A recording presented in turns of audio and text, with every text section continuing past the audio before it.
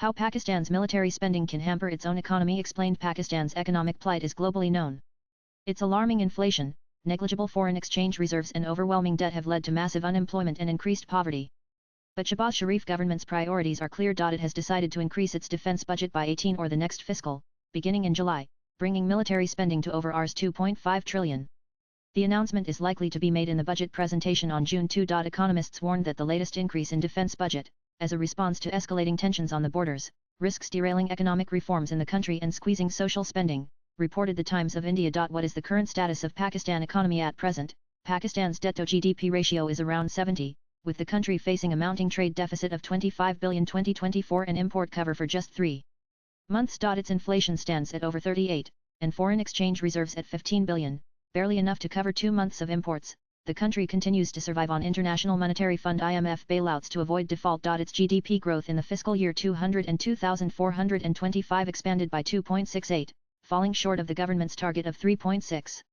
This underperformance underscores the challenges in achieving robust economic recovery. The State Bank of Pakistan has reduced the policy rate to 12 as of January 2025, aiming to stimulate economic activity amid declining inflation. As of February 2025, Pakistan's total public debt including both domestic and external liabilities stood at Pkr 75.3 trillion 270.86 billion, up from Pkr 74 trillion 266.19 billion in December 2024. Pakistan's external debt was reported at 131.1 billion as of December 2024, accounting for approximately 35.1% of GDP. In fiscal year 2025, it faces external debt repayments exceeding 22 billion, including nearly 13 billion in bilateral deposits. How military spend will derail economic reforms. Pakistani army has always taken precedence in the country's governance, law and order and even economic matters.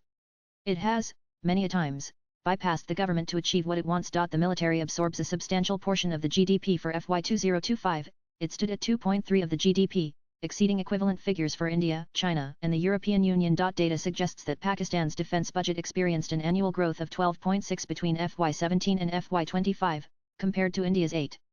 In contrast, education and healthcare were allocated merely 2% and 1.3% of the GDP, respectively, as reported by Money Control. In addition, the military has developed extensive private conglomerate, commonly referred to as MILBUS military business, through which it has embedded itself across various sectors such as real estate, banking, manufacturing, agriculture, shipping, education and media. What is driving Pakistan's military spending increase? Pahalgam attack. The 18 hike was spurred by the terror attack in Pahalgam on April 22, linked to Pakistan-based Lashkar-Taiba's proxy, the Resistance Front.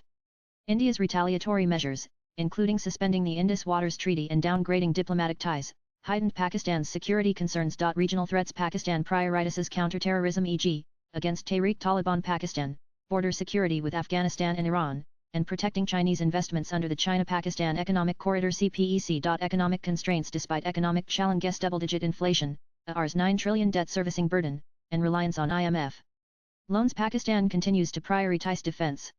The 202,526 budget is smaller than 202,425's Rs 18.877 trillion due to reduced interest expenses, but defense spending remains robust. China partnership. Pakistan's military modernization, including J-35 jets and nuclear missile programs, relies heavily on China, which supplies 4.3% of global arms imports to Pakistan. 201,923.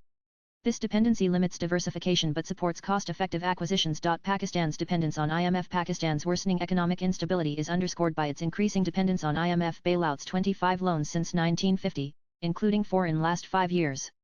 As of March 31, 2025, the country's outstanding loans from the IMF stood at 6.2 billion, according to the fund's data. The IMF has defended its recent bailout package to Pakistan, saying the country had complied with all set conditions required for the aid's disbursement. However, the IMF has also imposed 11 new conditions for its 1 billion bailout tranche this citing risks from escalating India-Pakistan tensions. These conditions include a Pkr 17.6 trillion 63.31 billion budget and agricultural tax reforms. Swipe left for next video. This March, China disbursed a 2 billion loan to its ironclad friend Pakistan.